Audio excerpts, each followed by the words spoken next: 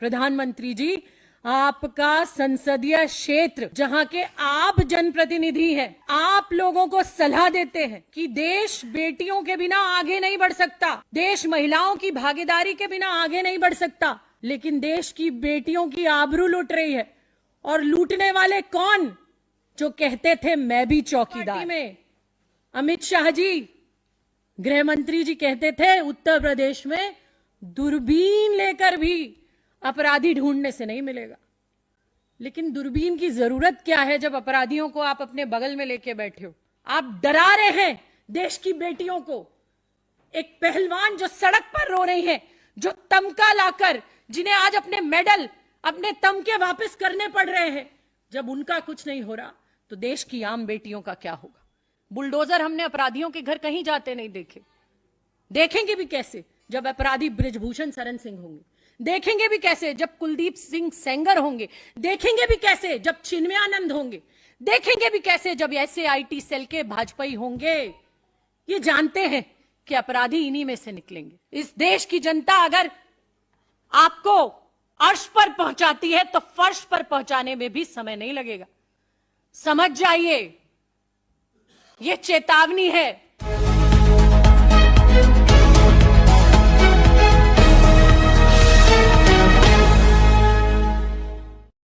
और जिस देश में बेटियों को पूजा जाता है, जिस देश में महिलाओं को पूजा जाता है, दुर्गा, काली, सरस्वती हम पूजा करते हैं, उस देश में जब महिलाओं के साथ, जब बच्चियों के साथ ऐसे अपराध, ऐसे जघन्य अपराध होते हैं तो उस देश का नया साल शुभ कैसे हो सकता है?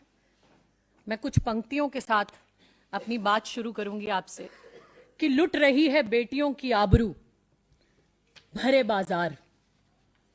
कहां गए जो कहते थे मैं भी चौकीदार? कहां गए? हर किसी ने लिख डाला था मैं भी चौकीदार, मैं भी चौकीदार, मैं भी चौकीदार। लेकिन वो चौकीदार आज देखिए, ये वही सब होंगे जिन्होंने लिखा था कि मैं भी चौकीदार। तो ये कुणाल पांडे चौकीदार, सक्षम पटेल चौकीदार, आनंद उर्फ अभिषेक चौहान चौकीदार। और कैसे चौकीदार? बीजेपी के पोस्ट होल्डर्स चौकीदार।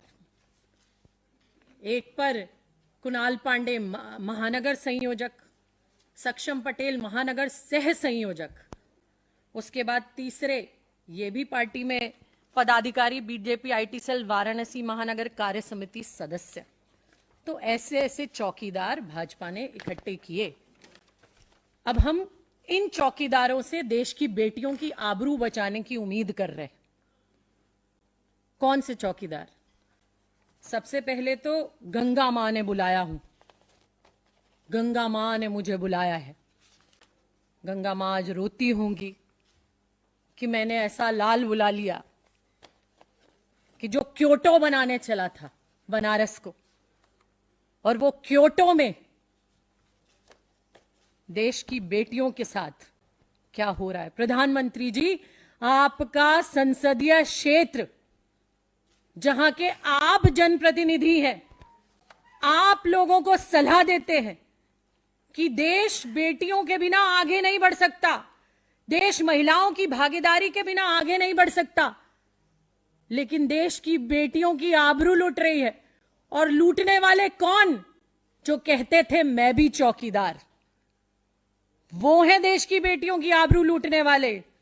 आपकी पार्टी में अमित शाह जी, गृह मंत्री जी कहते थे उत्तर प्रदेश में दूरबीन लेकर भी अपराधी ढूंढने से नहीं मिलेगा। लेकिन दूरबीन की जरूरत क्या है जब अपराधियों को आप अपने बगल में लेके बैठे हो? दूरबीनों की आपको जरूरत कहां पड़ेगी जब बृजभूषण शरण सिंह जैसे लोग संसद में बैठते हैं और देश की बेटियां जो देश का मान बढ़ाती हैं वो सड़कों पे घसीटी जाती। जरूरत क्या पड़ेगी दूरबीन की आपको जब आप ही के दिन रात गालियां देने वाले लोग महिलाओं को, उन्हें आप लोग फॉलो करते हैं ट्विटर पे, उन्हें आप लोग सोशल मीडिया पर फॉलो करते हैं और बड़े गर्व के साथ फॉलो करते हैं, जो देश की बेटियों को, महिलाओं को गालियां दे रहे हैं। जो देश की बेटियों को ना जाने क्या क्या शब्द लिखते हैं, ना जाने क्या क्या कहते हैं। हम ऐसे शब्द अपने मुंह से निकाल भी नहीं सकते जिन शब्दों से वो देश की बेटियों को खुलेआम संबोधित करते हैं। और जब कांग्रेस की महिला नेता या कोई नेत्री आकर आवाज उठाती है और कहती है, तो आप हमारे ट्विटर हैंडल खोलकर देखिए हम लोगों को कितनी गालियां ये लोग देते हैं। हमारे ट्विटर हैंडल्स पर आके कहते हैं, क्यों? क्योंकि ये अपने भाजपा की महिलाओं की तो जबान बंद कर चुके हैं, लेकिन कांग्रेस की महिलाओं को भी गालियां देकर जबान बंद कर देना चाहते हैं। इनकी महिला नेता नहीं बोलेंगी, वो संसद में न जाने क्या क्या ड्रामे करेंगी, 40-40 साल पुराने किस्से निकालेंगी, लेकिन बनारस पर नहीं बोलेंगी, लेकिन हाथरस पे नहीं बोलेंगी, उत्तराखंड पे नहीं बोलेंगी, छत्तीसगढ़ पर नहीं बोलेंगी, उन्नाव पर नहीं बोलेंगी, वो किसी चीज पर नहीं बोलेंगी, वो हथनी पर बोलेंगी, वो हथनी पर बोलेंगी, लेकिन वो देश की बच्चियों पर नहीं बोलेंगी। अरे कोई केस आया, और वो केस किस तरीके से आया? गन पॉइंट पर रेप हुआ 1 नवंबर 2023 को गन पॉइंट पर रेप हुआ। एक मोटरसाइकिल पर 3 अपराधी भाजपा के संरक्षण में फल और फूल रहे अपराधी वो आने के बाद 60 दिन उन्हें बचाया गया। 60 दिन। मैं पूछना चाहती हूं, वो बचाने वाले आखिर हैं कौन? वो हैं कौन जिन्होंने 60 दिन एफआईआर होने के बाद भी लगातार इन अपराधियों को बचाया?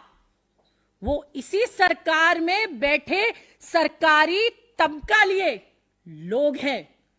बिना उनकी संरक्षण कोई बचाया नहीं जा सकता।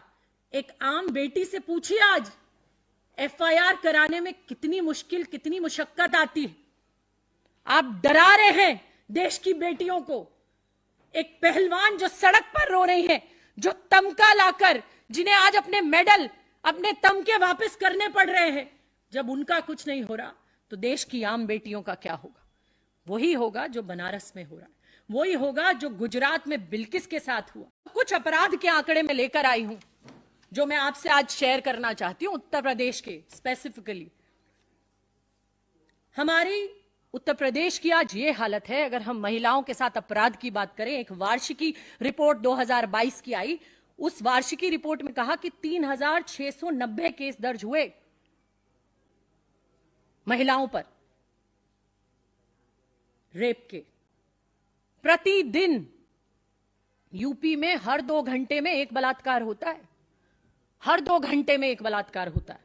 बुलडोजर हमने अपराधियों के घर कहीं जाते नहीं देखे। देखेंगे भी कैसे जब अपराधी बृजभूषण शरण सिंह होंगे, देखेंगे भी कैसे जब कुलदीप सिंह सेंगर होंगे, देखेंगे भी कैसे जब चिन्मयानंद होंगे, देखेंगे भी कैसे जब ऐसे आईटी सेल के भाजपाई होंगे। ये जानते हैं कि अपराधी इन्हीं में से निकलेंगे। एक और आंकड़ा है 3 साल का, मैं आपको बताना चाहूंगी। एनसीआरबी की जो रिपोर्ट है वो बताती है कि 2021 में 56,083 मामले महिलाओं के साथ अपराध के आए। 2022 में ये बढ़ गया और आंकड़ा आ गया 65,743। लगभग 10,000 की बढ़ोतरी इस आंकड़े में हुई। लेकिन सवाल आज कोई पूछ ले उत्तर प्रदेश में, तो सवाल पूछने वाले के घर बुलडोजर चला जाएगा। जैसे एक पत्रकार ने पूछ लिया था कि उत्तर प्रदेश के बच्चे मिड डे मील में नमक रोटी खा रहे हैं, तो उस पत्रकार के घर पुलिस पहुंच गई और जेल में डाल दिया। लेकिन मैं आपसे कहना चाहती हूं, यह हिंदुस्तान है। इस देश की जनता अगर आपको अर्श पर पहुंचाती है तो फर्श पर पहुंचाने में भी समय नहीं लगेगा। समझ जाइए, यह चेतावनी है। बार बार जो भाजपा के पदाधिकारी, भाजपा के नेता, बृजभूषण शरण सिंह जैसे, जिनको बार बार पुलिस चार्जशीट में सारी चीजें बताती है और फिर भी सड़कों पर खुले घूमते हैं, तो देखिए आज अपराधी संसदों में बैठे हैं, खुले घूम रहे हैं, उन पर कार्रवाई नहीं होगी। कार्रवाई होगी ऐसे लोगों पर ऐसे व्यक्तियों पर, ऐसे ईमानदार पत्रकारों पर जो इन चीजों को जनता तक पहुंचाएंगे।